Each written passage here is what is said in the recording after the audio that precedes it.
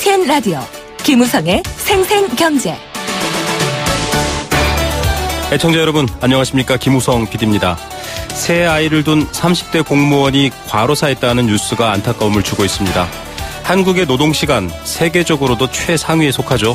많이 일한 만큼 생산성이 좋거나 개인의 경제적 이득이 있는 게 아니라서 개인이나 회사, 국가 모두에도 손해다, 이런 인식이 큽니다. 가뜩이나 내수 침체에 소비 심리까지 얼어붙고 있는데요. 일터에만 묶여 있다면 앞뒤가 안 맞을 거라 생각하실 겁니다. 오늘 첫 번째 인터뷰에서 이 내용 진단해 보겠습니다.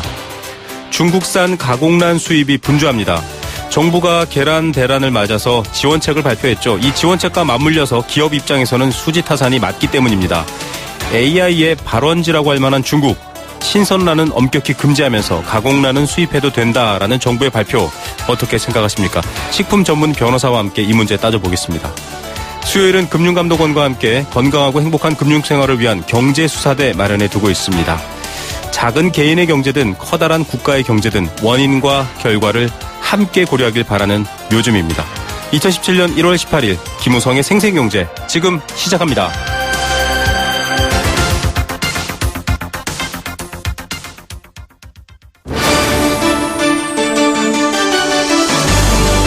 YTN 라디오 김우성의 생생경제.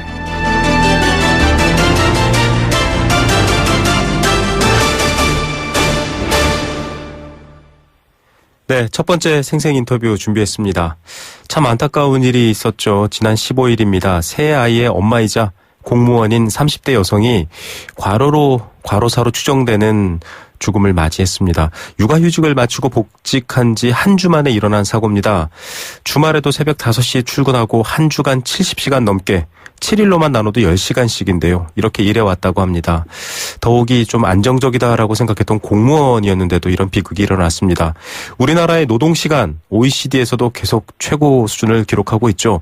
여러 번 지적돼 왔지만 개선이 없습니다. 그 이유가 뭘까요? 이 과도한 노동시간과 노동환경에 대한 문제 다시 한번 지적해봐야 할 것 같습니다.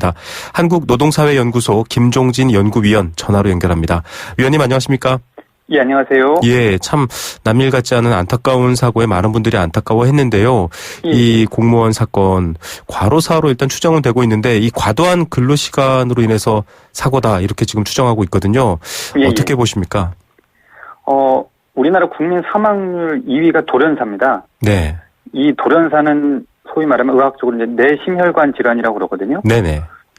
이 비율이 한 50.7% 정도 되는데 이 돌연사의 대부분이 이제 과로사, 즉 장시간 노동이나 이 심야에 일을 해서 이런 과로사가 나타나고 있습니다. 결국은 우리나라 국민 돌연사 사망의 다수가 이제 과로사로 측정될 수가 있고, 네. 이게 이 장시간 근로 때문이기 때문에. 근데 문제는 우리나라 이 산업안전보건법의 장시간 기준이 일주일 평균 60시간 이상 일을 해야 되는 거예요. 네네. 그런데 때에 따라서는 지난 한 3일은 60시간 일을 했으나 어제는 60시간 일을 하지 않고 이렇게 중간에 비게 되면 네네. 산재, 즉 과로사를 인정 안 하는 비율이 높습니다. 아, 어렵군요. 인정받기가. 예, 그래서 일선 현장에서는 과로사로 많이 쓰러지는데 이게 인증받기에는 산업재해를 인정받기에는 힘든 구조가 우리나라에 이렇게 과로사가 많음에도 불구하고 잘 드러나지 않는 이유입니다. 예, 이 일이라는 게 뭐 단순하게 반복되는 게 아니라 몰렸다가 빠졌다가 이런 상황인데 이런 면 때문에 과로사 인정을 못 받는 분도 많다라는 얘기도 해주셨는데 대략적으로 보니까 OECD에서는 뭐 멕시코 다음 2등 정도 되고 있고요. 미국보다도 수백 시간 많던데 우리나라 예. 노동시간 어느 정도 수준입니까?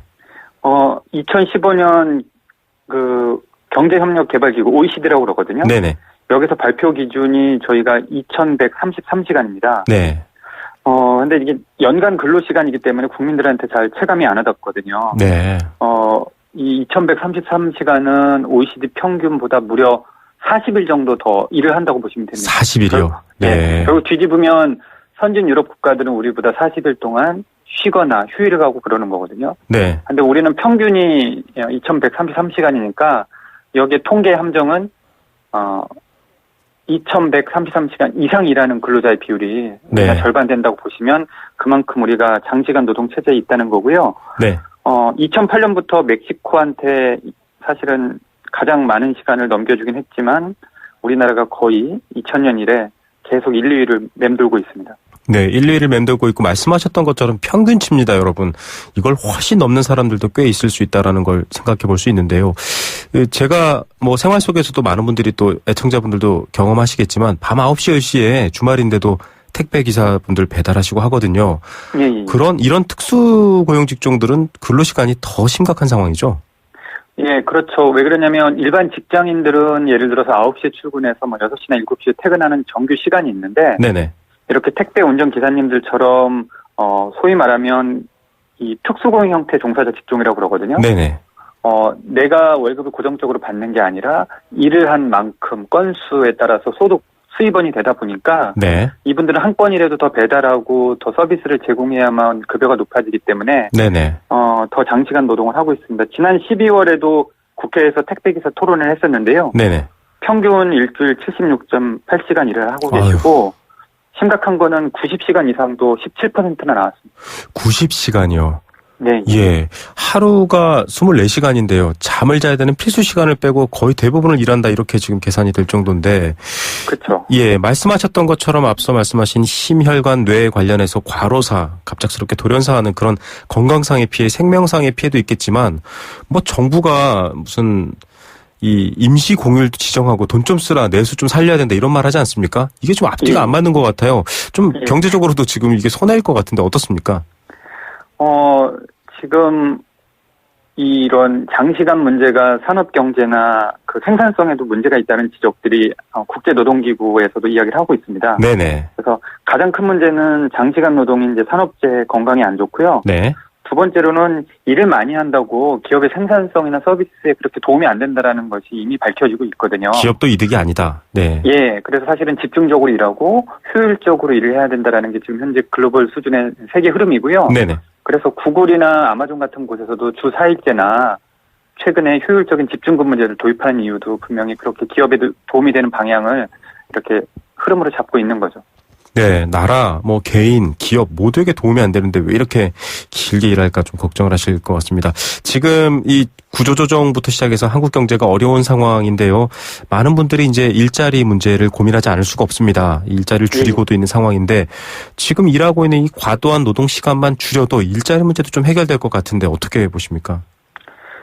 최근에 이제 경제가 어려워지니까 일부 제조 건설업에서 이제 구조조정들이 진행이 되고 있거든요. 네네. 그래서 이렇게 산업이 사양 산업이거나 구조적인 위기인 산업은 일정 정도 이제 구조조정이 좀 필요한 것 같긴 합니다. 네네. 다만 이런 산업 재편 과정에서 이제 고용 유지 노력을 어떻게 할 것이고, 네. 거기서 해고나 구조조정 당한 사람도 어떻게 성장 산업으로 전환시키는 노력이 이제 국가나 지역에 필요할 것 같은데, 네. 중요한 것은 해외 선진 유럽의 사례를 보면 노동시간 단축 통한 일자리 나누기도 같이 병행되고 있거든요. 근데 네. 우리는 이런 접근이 좀 없는 게 아쉬움이 있습니다. 예, 해외 사례들 좀 소개해 주시면 도움이 될 것 같은데요. 뭐 독일 얘기도 나오고 있고요. 예. 대표적으로는 1990년대 이제 독일 저희 잘 알려지는데 폭스바겐 자동차 회사가요. 네. 실업률이 높아져서 그 나라는 이제 그때 36시간 근로였거든요. 네. 28.8시간으로 이제 근무 시간을 줄이면서 일자리 창출이나 실업 극복 노력을 했고요. 네. 당시 실업률이 17.9%였는데 5년 후에는 5.5%로 3분의 1로 줄어들었습니다. 네. 신규 일자리도 5,000개 이상 생겼거든요. 네네. 그래서 이런 좋은 사례를 우리가 좀 반면교사로 삼을 필요가 있을 것 같습니다. 예, 오히려 경쟁력을 강화하는 방안으로도 받아들여지고 있고 앞서 구글 얘기도 하셨지만 근로시간을 줄였더니 생산성이 높아진다 이런 사례도 역으로 발견되지 않습니까? 예, 최근에 이 근로시간을 줄인 기업들 사례 중에 이제 생산성이 높아졌다라는 게 청주 지역에 있는 한 화장품 회사도 국내에서 이미 사례가 밝혀지고 있고요. 네네. 유명한 그 할리 데이비슨 오토바이를 판매하는 미국의 제조업 회사죠. 네. 이 회사도 근무 시간을 줄이고 출근 일수를 변화시키니까 기업의 성장이 적게는 10%에서 많게는 20% 이상 향상됐다라는 결과도 확인되고 있습니다. 예, 결국은 이 근로자들이 좀 압박받지 않고 이 능력을 발휘할 수 있게 해주면 회사에도 더 도움이 된다 이렇게 해석할 수 있는 건가요? 어떻습니까? 예, 아무래도 이 시간 압박을 재촉을 받지 않고 시간 압박을 덜 받는 근로자들이 기업에 왔을 때 더 집중적으로 일을 할 수 있는 거고요. 사실 일과 삶의 균형이 이루어졌을 때 좋은 직원들이 이직하지 않고 한 직장에 계속 열심히 애착심 갖고 일할 수 있는 상황이거든요. 그래서 예. 사실은 법제도뿐만이 아니라 기업의 조직 문화나 생식도 좀 바꿀 필요가 있습니다. 맞습니다. 지금 지적해 주신 부분이 가장 핵심인 것 같습니다. 이게 좋다는 건 아는데 이 노동 현장에서는 적용이 안 되고 있거든요. 그래서 예전부터 문제가 돼서 뭐 작년만 해도 퇴근 후 업무 카톡 금지법 이런 게 발의될 정도입니다. 그런데 사실 문화가 바뀌긴 어렵고요. 좀 법적인 테두리를 가이드라인을 줘야 되는데 여전히 법적인 휴가도 좀 잘 안 지켜지고 있습니다. 말 그대로 한국 사회에서는 왜 이렇게 시행이 안 되는 거죠? 좋다고 하는데도요? 일단 우리나라 좀 실태를 좀 잠깐만 말씀드리면 네네. 유급을 받고 휴가를 가는 비율이 국민 10명 중에 6명에 불과하거든요. 아, 네. 그 6명도 평균 며칠을 썼냐 그러면 한 7.5일에 불과하거든요. 네.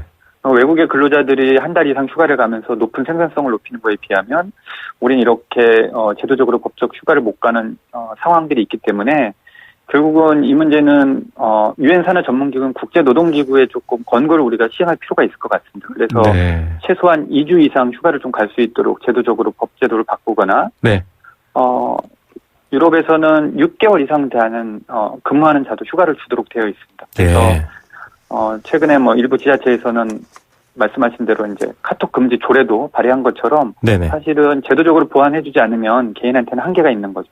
예, 뭐 분위기상 사실 눈치 보이는데요. 많은 분들 이거 얘기 듣고는 누구는 뭐 하기 싫어서 안 하나 상황이 안 되고 회사 분위기가 그런데라고 항변하실 텐데 말씀하셨던 것처럼 좀 국가에서 이렇게 분위기를 잡아줄 필요가 있다고 보고요. 방금 말씀해주신 부분이 좀 저는 의외의 상황이었는데 유급휴가, 즉 내가 휴가를 써도 월급이 나오는 사람이 거의 절반 정도밖에 안 된다. 이건 좀 충격적인 사실인데요. 어떤 내용입니까? 통계청에서 매년 3월, 8월 두 번 이제 다양한 근로시간이나 휴일 조건들을 발표를 하는데요. 네네. 유급, 즉 내가 보상을 받으면서 휴가를 갈 수 있는 보통 이제 여름 휴가로 표현 인식도 되죠. 연차 네. 휴가라고 하는데요. 이 비율이 10명 중에 6명, 60.2%에 불과하고요. 근데 문제는 뭐냐면 대부분 정규직입니다. 88.8%가. 예.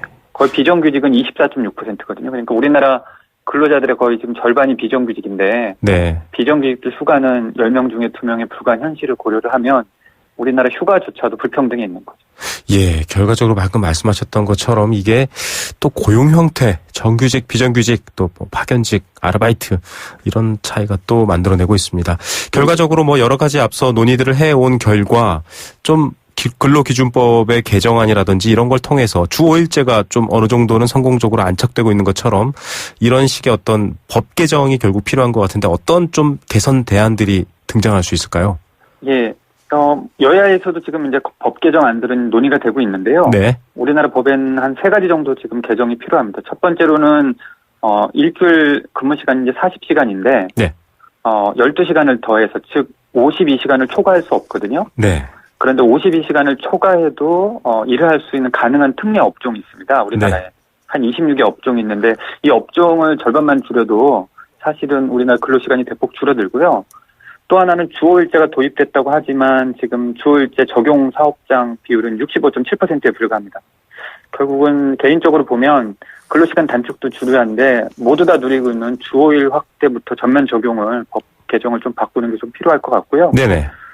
또 하나는 휴일휴가 조항을 조금 더 과감히 좀 바꾸고 개별 기업이나 지방 정부에서도 이런 노력이 필요할 것 같습니다. 그래서 서울시나 성남시 같은 곳에서 최근에 몇몇 지자체들에서는 노동시간 단축 논의가 있거든요. 네. 이런 것들이 전 사회적으로 조금 같이 법 개정과 반영되면 좀 변화가 있을 것 같습니다. 예, 있는 제도를 좀 더 보편적으로 확실하게 시행하는 것과 노동시간 단축에 대한 논의를 좀 정말 이 전향적으로 시행했으면 좋겠습니다.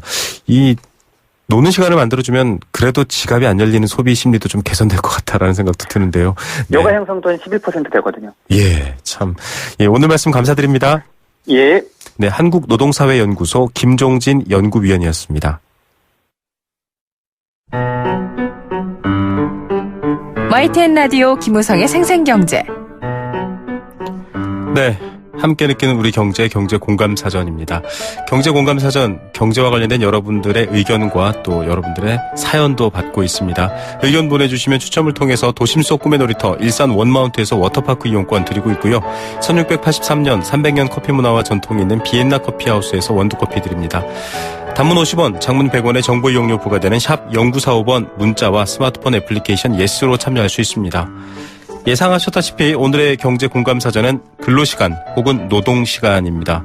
우리나라의 이 근로시간은 선진국에 비해서 1년으로 나눠봤을 때 40일이 넘게 많습니다. 즉 1년 중에 40일을 더 일한다라는 셈인데요. 이렇게 일을 많이 해서 경제도 발전하고 개인도 소득이 늘어난다면 참 좋은 일입니다만 대부분의 현실적인 통계 결과가 오히려 악영향을 준다라고 나옵니다. 때문에 정부라든지 여러 단체들도 근로시간을 줄이자라고 얘기를 하고 있죠. 이 근로시간이라는 건 실제로 잠깐 쉬는 시간을 빼고는 노동을 하고 있는 실제 시간을 말합니다. 현행 근로기준법에 따르면 휴게 시간을 제외하고 하루에 8시간, 일주일에 40시간을 기준으로 하고 있습니다. 법적으로는 특별한 사정이 있을 때 근로자의 동의를 얻어야만 이 시간을 연장할 수 있지만 우리나라는 정시 퇴근도 쉽지 않다, 이런 것들이 많이 알려져 있는 상황이죠.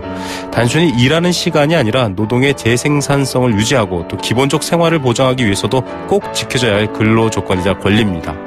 이 앞서 인터뷰한 안타까운 사건에 많은 분들이 이야기를 해주셨지만 이런 이야기가 떠오릅니다. 열정조차도 법정 근로시간 안에서 가능한 열정이어야 한다라고요. 여러분들은 노동시간, 근로시간에 대해서 어떤 생각 갖고 계십니까? 의견 기다리겠습니다.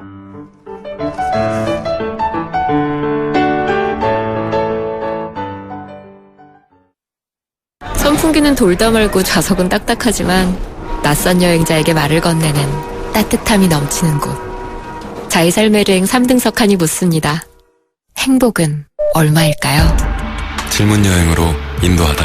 대한항공 인도 출발의 운항. Excellence in Flight, Korean Air.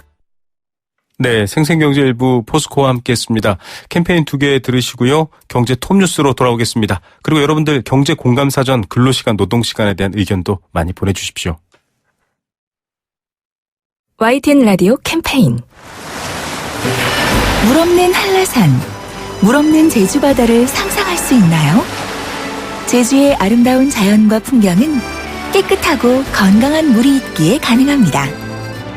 제주를 아름답게 만들어주는 건강한 물은 우리의 몸과 마음도 아름답게 만들어줍니다.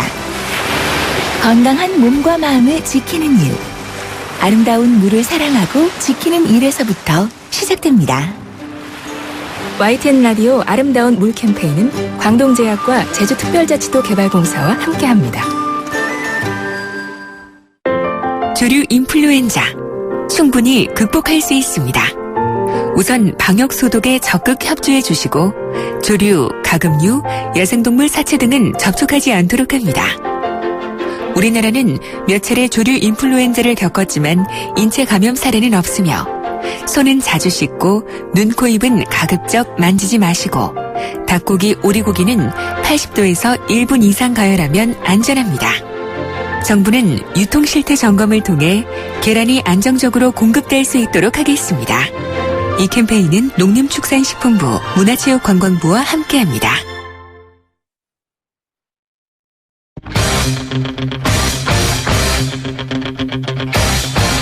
지금 가장 뜨거운 경제 소식. 경제 톱 뉴스. 네, 이 시각 주요 경제 뉴스입니다. 지금 모든 사람들의 시선, 또 전 세계 언론의 시선이 이재용 삼성전자 부회장에게 쏠려 있는데요. 영장 실질 심사, 이재용 부회장은 지금 서울구치소로 이동을 했습니다. 관련 소식 첫 번째로 전해드리겠습니다. 일자리 문제, 앞서도 노동시간 관련 인터뷰를 보내드렸지만 굉장히 부족하고 또 기업 입장에서는 답이 안 나오는 상황인데요. 정부가 대책을 좀 내놓고 있습니다. 상반기에만 2만 명 가까운 공무원을 뽑겠다고 발표했습니다. 설이 다가오고 있습니다. 설 차례상 비용 어느 정도일까요? 관련 소식도 준비했습니다. 이 시각 가장 뜨거운 경제 톱뉴스 이데일리 권서연 기자 연결합니다. 안녕하십니까? 네, 안녕하세요. 네, 이재용 부회장 영장 실질 심사는 계속되고 있죠. 네, 오늘 오전 10시 30분부터 서울중앙지법 319 법정에서 영장 실질 심사가 시작됐습니다. 박근혜 대통령에게 430억 원대 뇌물을 제공한 혐의로 지난 16일 특검이 구속영장을 청구했고, 이제 이걸 발부할 것이냐, 아니면 기각할 것이냐, 이거를 이제 오늘 법원이 판단하는 겁니다. 네. 이재용 부회장은 오늘 오전 9시 15분쯤에 이 특검팀 사무실이 있는 강남구 대치동에 도착했고요. 네. 여기서 15분간 머문 뒤에 수사관들과 함께 서울중앙지법으로 이동했습니다. 이 신문은 대충 마무리가 됐고, 구속 여부는 오늘 밤 늦게나 내일 새벽쯤 결정될 것으로 보이는데요. 일단 특검에서는 이제 이재용 부회장에 대한 것뿐만 아니라 이제 다른 기업에 대해서도 이제 수사를 하겠다고 밝힌 상태입니다. 예. 자, 이 재계 총수 중에서도 굉장히 좀 상징적인 위치에 있는 분인데요. 이 구속영장 청구가 됐으니까 지금 법원에게 일단 공이 넘어갔거든요. 법원도 좀 부담스럽다 이런 얘기가 나오고 있는데 어떻게 전망되고 있습니까? 전망이 좀 엇갈리고 있는데요. 일단 구속 사유로는 이제 형사소송법상 피의사가 죄를 범했다고 의심할 만한 상당한 이유가 있거나 일정 주거가 없거나 혹은 또 증거를 인멸할 염려가 있거나 도망갈 염려가 있을 때 이럴 때 이제 구속 사유가 됩니다. 네네. 지금으로서는 사실 이 부회장이 도주할 가능성은 없지만 삼성 측이 증거를 인멸할 염려가 있다라고 판단하면 이게 또 구속 사유가 될 수가 있고요. 네. 또 특검이 이 부회장의 뇌물 공여 혐의를 얼마나 명확하게 소명했는지에 따라서 결정될 것이다. 이런 분석도 나옵니다. 네. 사실 지금 촛불 민심으로는 영장을 지각하면 여론의 반발이 상당할 테니까 사안의 중대성을 이유로 구속영장을 발부할 것이다라고 보는 이들도 있고요. 도주나 증거 인멸 우려가 없다면 영장 발부를 하지 않을 것이다. 이런 것도 나옵니다. 일단 섣불리 예단하기는 힘들다는 건데요. 다만 이제 재계가 주장했듯이 이 부회장이 구속되면 가뜩이나 어려운 경제가 더 고꾸라질 것이다. 이런 우려는 크게 영향을 주지는 않을 것으로 보고 있습니다. 예, 잘 될 것이다라는 평가도 나오고 있던데요. 삼성 측에서는 굉장히 분주한 것 같아요. 화려한 변호인단 이런 뉴스들도 나오고 있는데 동향 어떻습니까? 네, 이재용 부회장의 변호인단은 이날 이제 사실관계와 법리에 대해서 재판부에 충분히 소명했다라고 밝혔고요. 그러면서 이제 법원에서 현명한 판단을 할 것으로 확신한다. 이렇게 얘기를 했는데요. 사실 원래 수요일이면 삼성그룹은 매주 사장단 회의를 개최를 하거든요. 네네. 각 계열사 사장이 모여서 외부 강의도 듣고 이러면서 그 현안도 챙기고 여러 가지 이제 경영에 대한 인사이트도 얻고 그런 회의인데요. 오늘은 이 사장단 회의도 취소하고 법원 판단을 기다리고 있습니다. 네. 사장단 회의가 취소된 거는 지난 2009년 1월 14일 이후 8년 만에 처음인데요. 지난달 23일에 검찰 압수수색이 있었을 때에도 사장단 회의는 했었거든요. 네네. 그러니까 그만큼 이제 삼성그룹도 현재 상황을 굉장히 심각하게 받아들이고 있다라는 방증인 거죠. 예, 8년 만에 중단된 사장단 회의로 상황을 좀 알아볼 수 있을 것 같습니다. 정부도 일자리 대책을 내놨습니다. 상반기에 공무원 2만 명 가까이 뽑는다 이런 소식도 있네요. 네, 오늘 유일호 부총리 겸 기획재정부 장관 주재로 경제관계 장관 회의를 열었는데요. 올해 고용 여건과 일자리 중심 국정 운영 추진 방향 이걸 의결했습니다. 네. 내용을 보면 일자리 예산을 33.5%를 1분기에 그리고 61.7%를 상반기에 모두 집행해서 일자리 늘리기에 주력하겠다라는 건데요. 우선 공공 부분에서 연간 신규 채용 규모의 절반 수준인 3만 명을 상반기에 조기 채용하기로 했습니다. 이 중에서 공무원은 1분기에 12,000명 그리고 2분기에 7,000명 이렇게 해서 총 상반기에 19,000명을 뽑는데요. 이거는 연간 채용 계획의 46%에 해당하는 수준입니다. 네. 그리고 공공기관은 1분기 5,000명 그리고 2분기 6,000명 이렇게 합해서 11,000명을 상반기에 뽑는데 이거는 연간 계획이 56%입니다. 청년 실업이 지금 굉장히 심각한데요. 청년 일자리 보완 대책도 3월에 내놓겠다 이렇게 밝혔고요. 또 일자리 사업을 좀 쉽게 검색하고 지원할 수 있는 일자리 포털도 하반기에 구축하겠다 이렇게 얘기했습니다. 네, 상황의 심각성을 좀 정부도 같이 느끼고 있다라는 생각이 듭니다. 설 다가오고 있습니다. 설 다가오면 또 차례상 준비해야 되고요. 이 걱정도 있을 텐데 비용 또 조금 발표된 게 있습니까? 네, 매번 이맘때쯤은 이제 설 차례상 비용 비교해 보는 자료가 나오는데요. 네. 결론도 매번 비슷합니다. 역시 전통시장에서 사는 게 대형마트보다 싸다. 이렇게 나오는데요. 네. 이 서울상공인 시장진흥공단이 전통시장 37곳과 대형마트 37곳을 대상으로 설 제사상을 차리는 데 필요한 27개 품목에 대한 가격을 조사를 해봤더니 4인 기준으로 설 차례상 용품을 전통시장에서 사면 평균 22만 2,380원이 되지만 대형마트에서는 이보다 7만 원 정도 비싼 평균 29만 3,001원이 들었습니다. 네. 품목별로 보면 채소의 경우에는 전통시장의 대형마트보다 35%가량 저렴했고요. 육류와 수산물도 전통시장이 각각 28.3% 그리고 26.8% 쌌습니다. 네. 지난해 설 차례상 가격과 비교를 해보면 전통시장은 6.5% 상승했고요. 대형마트는 9% 올랐습니다. 지금 계란 대란 때문에 계란 가격 크게 올랐고 그렇죠. 또 적항부진 때문에 무나 대파 이런 채소의 출하량도 많이 줄었잖아요. 그래서 네네. 전반적으로 가격이 상승할 것 같습니다. 전체적으로 올랐고 또 계란만은 또 대형마트가 조금 낮다 이런 얘기들도 나오고 있습니다.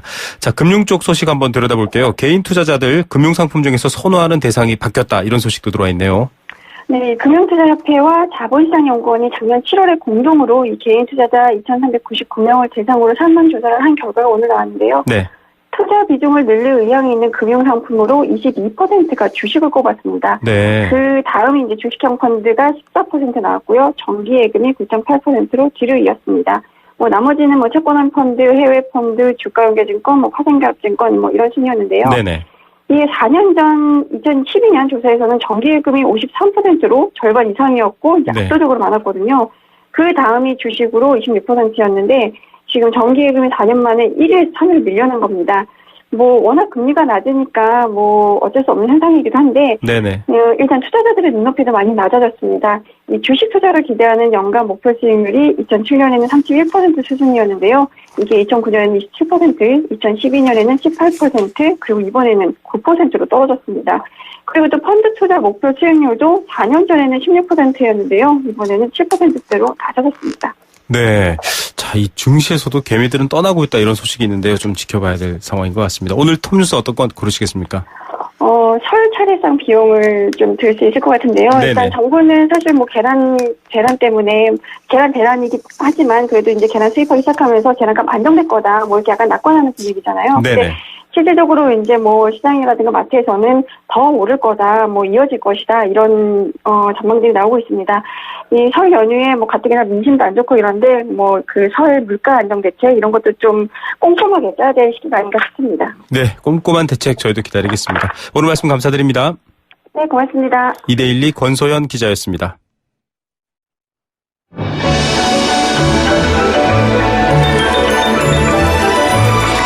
오늘의 경제를 들여다보는 시원한 창.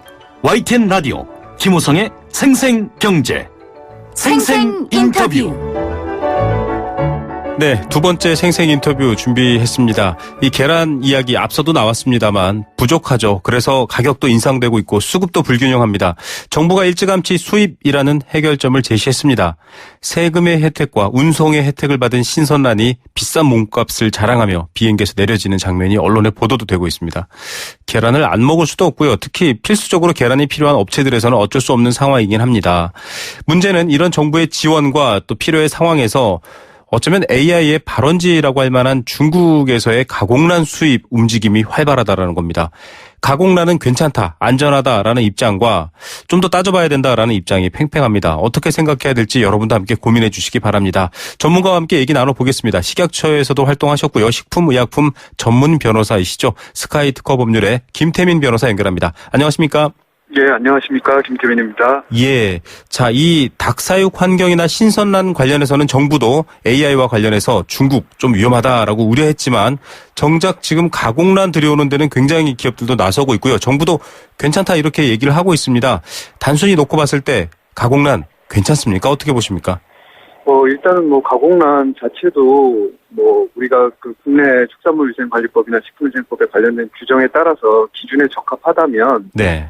뭐 그거에 대해서 불안하다 어떻다 이렇게 얘기하는 것 자체는 좀 어려울 것 같습니다. 네네. 중요한 건 결국은 그 국민들이 이런 신뢰를 갖지 못하고 불안해하는 이런 그 심리적인 문제이지 뭐 식품 자체에 대한 문제는 없는 것으로 생각됩니다. 예, 지금 현행 법과 관리 체계상으로는 뭐 특별히 우려할 만한 상황이 뭐 이렇게 눈에 띄게 나타나는 건 아니다 이렇게 보시는 거군요. 예, 결국 검사만 제대로 돼서 안전한 제품이 들어온다면 실제로도 지금 계란뿐만 아니라 뭐 다른 여러 가지 제품들이 국내로 수입되고 있기 때문에 네네네. 계란에 한해서 물론 이제 AI라는 그런 주요 요소가 있긴 하지만 어쨌든 검사를 철저히 해서 안전한 제품만 수입된다면 네. 크게 문제될 것은 없다고 생각합니다. 예. 근데 또 많은 국민들이 약간 트라우마처럼 갖고 계시는 게 이제 2008년도에 멜라닌 계란 파동 또 2015년도에는 이 동물의약품 등이 이제 이 가공란에서 검출돼서 좀 회수가 다 됐지 않습니까? 예, 이런 것들 때문에 좀 불안감이 있는데요. 실제로 물론 중국 제품에 대해서도 우리가 불안감이 있는 것도 있지만요. 네네. 우리가 몇 년 전에 우리나라에서도 우리 그 양계축협에서 불량 계란 사건이 맞습니다. 났기 실금 때문에 계란들. 네. 예, 그래서 뭐 이게 꼭 중국산이라기보다 뭐 국내산은 안전하 이렇게 볼 것은 아니고 결국 영업자나 또는 그 관리 관청에서 얼마나 제대로 관리를 하고 양심적으로 제품을 만드느냐의 문제라고 생각합니다. 예. 중국산이라고 라벨링을 붙여서 무조건 불안해하기보다는 관리가 철저히 되느냐가 중요하다. 이견이 없는 내용일 것 같습니다. 그런데 예. 이제 식약처에서도 수입 가공란은 위생 평가가 철저하다, 문제가 없다 이렇게 밝혔습니다. 식약처에서는요. 근데 관계 법령이나 앞서 말씀하신 그런 어떤 수입 식품에 대한 평가 그 과정이 믿을만할까 이런 또 의심도 있거든요. 어떻게 보세요? 네, 사실 그 부분은 100% 안전하다고 볼 수는 없는 게요. 물론 지금까지는 우리가 국내에 수입하기 위해서는 식약처에서 직접 공무원들이 나가서 해당 공장에 실사를 한 후에 우리가 인정을 해주고 그 회사에서만 수출할 수가 있었는데요. 최근에 이 계란 문제 같은 경우에는 워낙 시간이 급박하다 보니까 네네. 일단 서류로만 통과를 된 회사들도 수출을 할 수 있게 돼 있는 걸로 알고 있습니다. 아, 네. 그리고 그것보다 더 중요한 것은 한번 합격을 받았다 그래서 그 회사에서 만드는 모든 제품이 합격일 수는 없는 것이니까 네네. 지속적인 이런 위생관리나 품질관리가 돼야 되는데 결국은 국내에 있는 회사가 아니다 보니까 우리 식약처나 또는 관련 기관 공무원들이 직접 수시로 방문해서 할 수는 없는 것이고요. 결국 수입업자들이 정확하게 이렇게 검사를 한 제품들만 들여와야 하는데 이런 것에만 우리가 의존할 수는 없으니까 결국 수입을 할 때 우리 네. 식약처에서 좀 더 자체적으로 검사 기준이라든가 또는 검사 횟수를 더 늘려서 보다 안전한 제품이 수입될 수 있도록 하는 방안이 유일한 방법인 것 같습니다. 예, 현행 있는 제도와 지금 변호사님이 지적해 주신 것처럼 검역, 평가가 있었다고 하면 좀 평소보다 더 꼼꼼하게 여러 번 중복적으로 봐야 된다. 당연한 얘기인데 이게 지켜질까라는 의심이 있지만 또 당국에서 좀 움직임을 기대해 봐야겠죠. 네, 맞습니다. 결국은 이게 이제 지금 수입이 물량은 계속 늘고 있고 또 계란 같은 경우에는 지금 갑작스럽게 이렇게 늘고 있는데 사실은 기본적인 게 결국 검사를 식약처나 이런 관련 기관들이 다 하지 못하기 때문에 지금도 많은 민간 기관들에게 위탁을 하고 있습니다. 네. 근데 그 민간 기관들이 사실은 정확하게 검사를 한 능력이 있는지가 굉장히 의심스러운 상황인데 사실 이런 기초적인 문제들을 식약처가 빨리빨리 해결을 해야 국민들이 더 신뢰를 하고 안심한 제품을 우리가 구매할 수 있을 텐데요. 이런 문제를 좀 해결할 수 있는 방안을 오히려 장기적이긴 하지만 빨리 대처 방안을 마련하는 게 제일 중요할 것 같습니다. 예. 기업들은 원래 이런 중국산 가공란 또 미국산 가공란도 있습니다만 노른자만 얼리거나 건조하거나 또 흰자만 얼리거나 건조하거나 전체를 그렇게 하거나 하는 제품들인데 이게 이번에 이렇게 중국산 가공란 수입을 굉장히 좀 서두르고 있거든요. 많은 톤수를 수입하고 있는데 이런 배경은 어떻게 이해하면 될까요? 결국은 비용 문제일 겁니다. 우리나라에서도 실제로 가정이나 우리 음식점에서는 일반 계란을 사용하지만 대부분의 우리 제과점이라든가 이런 과자류나 여러 가지 그 대량 생산을 하는 제조업체에서는 전부 다 이렇게 액란을 그러니까 직접 우리가 계란이 깨지고 그 안에 있는 내부 제품만 가지고 공급을 받고 사용합니다. 아, 그렇기 때문에 우리 공장에서 대량 생산을 하기 위해서는 어쨌든 비용 문제가 가장 중요하고 또 현재 수급 상황이 어렵기 때문에 아마도 그 제가 업체에서는 이렇게 급하게 외국산 그런 계란을 수입하는 것으로 알고 있습니다. 예, 이런 또 배경이 있었습니다. 말씀하셨던 것처럼 수입이라고 무조건 나쁘다, 중국산 무조건 문제다 이렇게 볼 수는 없고 관리의 문제와 철저하게 봐야 된다라고 하는데 보니까 가공란은 식약처, 신선란은 농식품부 이렇게 좀 나눠져 있거든요. 같은 계란인데 지금 AI 같은 경우는 중국 지역에서 특히 인체 감염 사례도 있고 해서 국민들이 민감해하시는데 이렇게 이원화돼 있고 좀 컨트롤 타워도 없다 이런 좀 느낌도 있는데 개선돼야 되지 않을까요? 일단 식품 안전에 대한 컨트롤 타워는 우리가 식품의약품 안전처로 볼 수 있는데 네네. 다만 이제 이번 같이 이런 농수산물이라든가 이런 여러 가지 그 1차 산물과 가공식품이 섞여 있는 경우에는 원칙적으로는 우리가 국무총리실에서 좀 전체적으로 컨트롤을 해주는 게 맞다고 생각하지만 지금 현재 전국 상황이 대통령의 직무를 대행하는 상황이라 이런 것까지 과연 할 수 있는지는 좀 의심이 되는데요. 어쨌든 전반적인 상황은 말씀하신 대로 좀 컨트롤 타워가 더 이런 그 식약처나 또는 농림부 이런 그 부처에서 끝날 게 아니라 더 상급 기관이나 상급자가 좀 더 체계적으로 움직이는 게 맞다고 생각합니다. 예, 맞습니다. 안전에 대한 부분이라 더 그렇고요. 또 김태민 변호사께서도 관련 또 국무총리실 산하위원으로 또 일을 하신 경험이 있는데 지금 중국조차도 먹거리 안전에 강력한 처벌을 내세우지 않습니까? 심지어는 사형까지 가능하게 했다라고 하는데 우리나라 사람들은 그런 뉴스들 볼 때마다 굉장히 격분하시거든요. 안전 관련된 것들, 특히 식품 관련해서는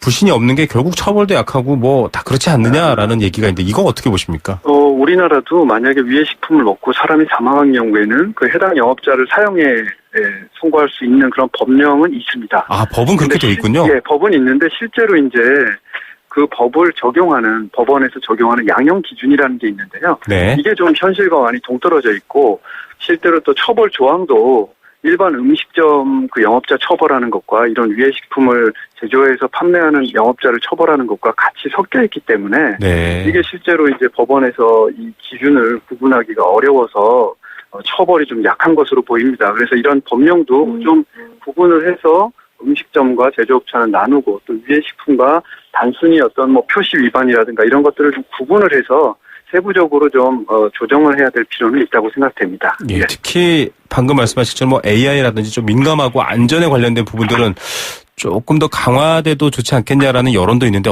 이건 어떻게 보십니까? 예, 당연히 그런 부분은 지금도 현행 법령으로 얼마든지 처벌을 할 수가 있습니다. 그래서 예, 그 자체로 뭐 법령의 그런 뭐 처벌 조항을 강화하는 것보다는 그 법 적용을 더 이렇게 현실화하기 위해서 양형 기준을 더 강화하는 게 저는 좀 필요하다고 생각합니다. 예, 국민들의 건강에 관련된 일에 대해서 국민들이 요구하거나 여론을 얘기하는 부분들도 좀 반영이 됐으면 좋겠다라는 생각 다시 한번 하게 됩니다. 오늘 시간 내주셔서 감사드립니다. 예, 감사합니다. 네, 식품의약품 전문 변호사시죠. 스카이특허 법률의 김태민 변호사였습니다. 안전하고 행복한 경제 생활을 위한 시간. 경제 수사대. 네, 금융을 이용하고 금융 생활을 하기에 아주 편해진 시대입니다. 이 스마트폰 하나만 펼치면 온갖 은행 거래가 다 가능하고요. 대출, 투자, 뭐 주식도 다 됩니다. 그렇게 편해졌기 때문에 또 역시 금융 사기, 또 금융 피해를 입으시는 분들도 많습니다. 또 더 정교하게 이 노리는 금융 범죄자들도 활개치고 있죠. 그분들과 맞서서 매주 수요일 이 생생경제에서 여러분들의 소중한 금융자산과 재산을 보호하기 위한 코너입니다. 그 코너를 채워주느라 애쓰시는 분들이죠. 금융감독원 분들인데요. 오늘도 금융감독원 불법금융대응단 최가영 변호사 연결하겠습니다. 최 변호사님 안녕하십니까? 네, 안녕하십니까? 네. 자, 뭐 이렇게 보통 전화를 통해서 우리가 보이스피싱이나 금융 피해를 많이 당하시는 사례가 있었는데요. 이 번호를 변조하거나 조작하거나 또 피싱 사이트를 활용해서 보이스피싱을 하는, 쉽게 말하면 좀 이 경로를 교묘하게 감추는 이런 사례가 최근에 늘고 있다고요. 네, 그간 금감원의 보이스피싱 근절을 위한 전방위적인 노력에도 불구하고 보이스피싱은 첨단 수법을 동원하며 교묘하고 정교하게 진화하고 있습니다.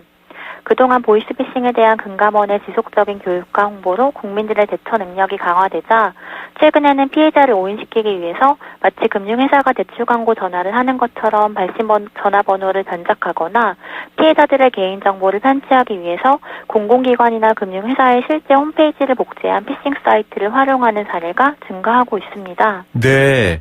그냥 전화해서 이상한 억양으로 이렇게 뭐 대출이 필요하시냐고 하거나 아니면 뭐 그렇게 얘기하는 게 아니라 굉장히 교묘하게 실제 은행과 헷갈리게 만들어놨다 이 얘기인데요. 자, 발신 전화번호를 변작해서 이 보이스피싱을 시도한다. 보이스피싱 의심하기가 어려울 겁니다. 일단 이 전화번호를 변작한 사례 지금 준비하셨죠? 한번 들어볼 수 있을까요? 네, 우선 첫 번째 목소리를 들려드리겠습니다. 네. 한번 들어보시죠. 네, 실제 범행 목소리입니다. 채상원 안내센터입니다. 캐피탈, 대부업 등 고금리 대출을 낮은 금리로 바꿔드리는 정부 지원 자금. 안내를 원하시면 1번을 눌러주세요. 아니, 지금 이거 한 12초 정도인데요. 저도 이것만 들으면 이게 왜 문제지? 이게 보이스피싱일까? 이렇게 구분이 안 될 것 같습니다. 게다가 발신 번호도 금융회사 대표 번호 이런 것들로 좀 바꿔놓으면 그냥 꼼짝 않고 속아 넘어갈 것 같은데요. 네, 사기범은 별정 통신사업자 등으로부터 인터넷 전화 회선을 구입하였고요.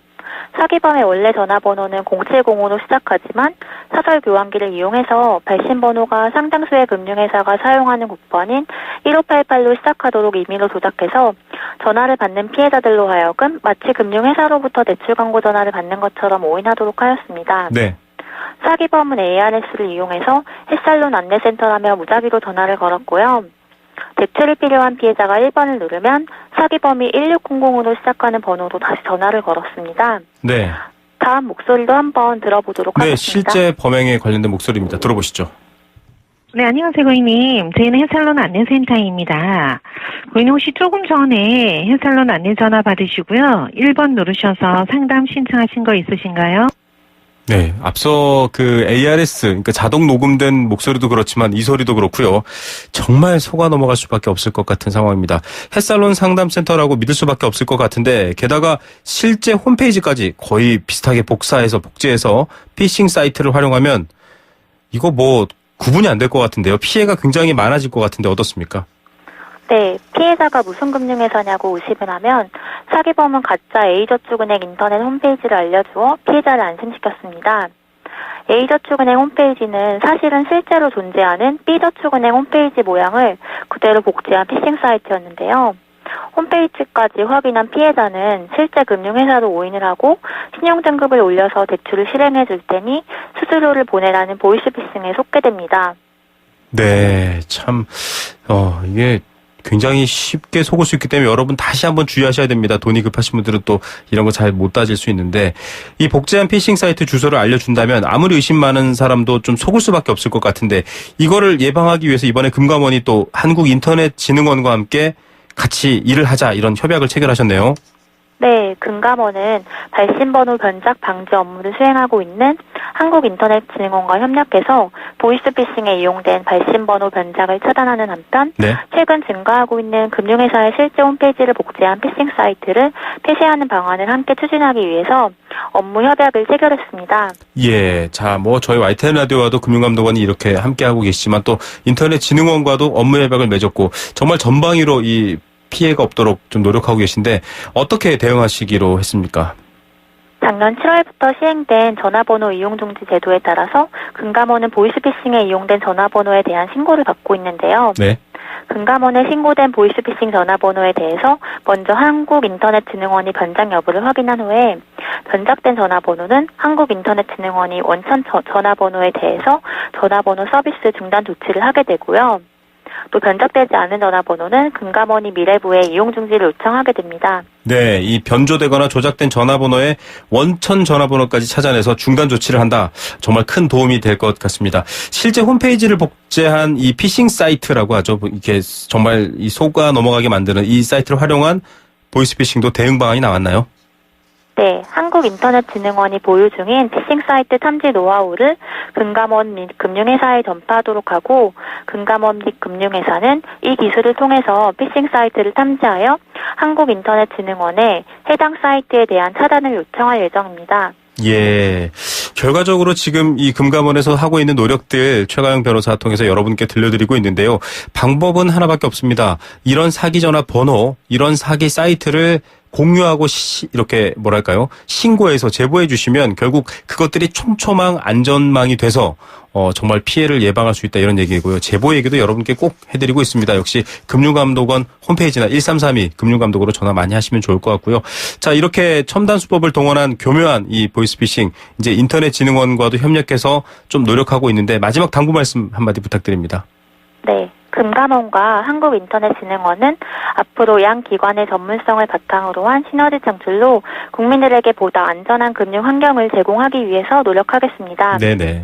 또한 다양한 첨단 수법을 동원한 보이스피싱에 대해서도 효과적으로 대응하여 국민들의 소중한 재산과 개인정보를 지켜나가도록 하겠습니다. 네, 국민의 소중한 재산과 개인정보 지켜나가도록 금감원 또 YTN 라디오 또 여러 유관 기관들이 노력하고 있습니다. 여러분도 함께해 주시기 바랍니다. 오늘 말씀 감사드립니다. 네, 감사합니다. 네, 금융감독원 불법금융대응단 최가영 변호사였습니다.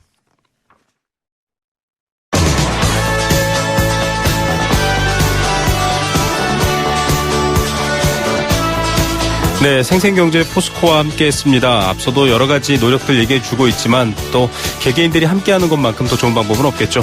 오늘의 경제 공감사전은 근로시간, 노동시간이었습니다. 7857님, 근로시간을 단축하면 일자리는 늘어나겠지만 급여가 적어져서 서민들은 힘들 수도 있습니다. 시급을 올리고 평균 임금 좀 올려서 적게 일하고 쉴 수 있는 시간 만들어야 됩니다. 예, 정말 뭐 하나도 틀린 말이 없는 맞는 말씀이십니다. 1035님, 서민들만 죽으라고 일을 해야만 그나마 먹고 사니까 몸을 생각하며 일을 할 수 없는 현실에서 정말 힘듭니다라고 하셨고요. 자영업하는 신랑의 근로시간 때문에 부부싸움 잦았습니다. 지금 사무실에 나와보니까 이해가 되네요. 영세업체의 근로시간 너무 의무도 없고 힘든 것 같습니다. 도움되는 정보 감사합니다라고 해주셨는데요. 예, 늘 함께하고 있겠습니다. 3338님은요. 과로사신 공무원분 정말 안타깝습니다. 예, 새아이의 엄마라고 하는데요.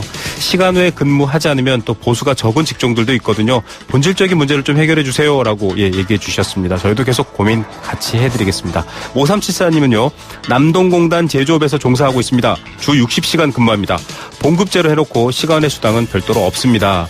좀 사람을 추가로 고용해서 힘든 부분을 줄여줬으면 좋겠습니다. 이런 의견을 주셨는데요. 정말 다양한 분들이 이 생생경제 들으시면서 함께 고민해주고 계시기 때문에 저희도 이 문제 계속 지켜보겠습니다. 5316님도 비슷한 얘기 주셨네요. 하청을 받아 봉제일을 하는 저희들은 물량에 따라 작업을 하기 때문에 법으로 정해진 근로시간은 사실 꿈도 꾸지 못합니다. 일이 있을 때 많이 해야 되거든요. 예, 이런 직종들 아까 특수고용 직종도 얘기했죠. 택배기사 같은 분들도 마찬가지고요. 좀 살기 좋고 행복한 세상 없을까요? 오늘 선물 드릴 분은 4111님입니다. 생생경제 라디오를 즐겨 듣는 택시 일을 한 지 6개월 차 되어가는 35살 대한민국의 가장입니다. 큰맘 먹고 10년 정도 다닌 회사 그만두고 택시를 하고 있는데요. 여러 가지 감사 인사를 받을 때는 뿌듯합니다. 매력 있고요. 또 여러 가지 쉽지 않은 하루 일수금 때문에 스트레스를 많이 받기도 합니다. 그래도 하루하루 열심히 살아가고 있습니다. 라고 얘기를 하면서요. 한 가정의 아빠로서 안전운전하면서 생생경제 듣고 있습니다. 오늘도 힘낼게요. 혹시 당첨되면 물을 좋아하는 아들 데리고 워터파크 다녀오고 싶다고 하셨습니다. 예, 다녀오시기 바랍니다. 워터파크 선물 보내드릴게요. 4111님 감사합니다. 저희는 내일 힘드는 경제 이야기로 돌아오겠습니다. 김우성의 생생경제였습니다.